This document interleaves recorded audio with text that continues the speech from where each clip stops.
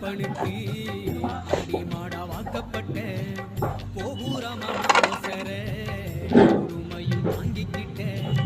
5 வட்டி 10 வட்டி அங்க இங்க கடன் பட்டு படிக்க ஆயுசுக்கும் தாங்கி பட்டு போதும் முன்னா பாதையில உசுர